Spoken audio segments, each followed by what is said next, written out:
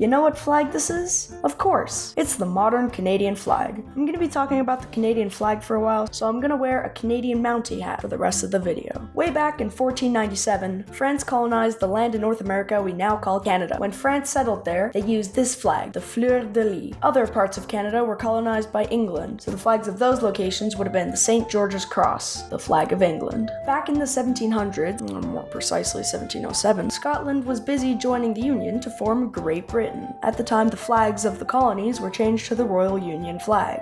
And next, shortly after the Canadian Confederation on July 1st, 1867, Canada adopted the Blue Ensign. Now, the reason you probably don't recognize this flag is because it didn't last very long. The Blue Ensign was replaced by the Red Ensign just a year after its debut in 1868. After the initial Red Ensign, a new design was proposed in 1921, and in 1957, they made another change to the Red Ensign. Can you spot it? No, it's not the quality difference, but yes, it's right here. The color change is there. Finally, in 1965, Canada settled on the modern flag, a 2-to-1 ratio flag with a bold red maple leaf in the center. This flag was designed by George F.G. Stanley as part of the Great Canadian Flag Debate, where his main other contestant, Bot.o, designed the Pearson pennant. A pretty cool design, but the people went with Stanley. After the Great Canadian Flag Debate, Manitoba and Ontario adopted versions of the Red Ensigns as bases for their provincial flags.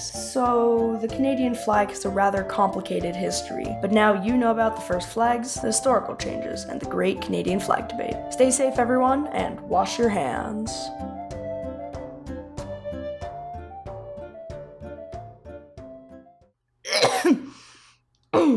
I don't have corona.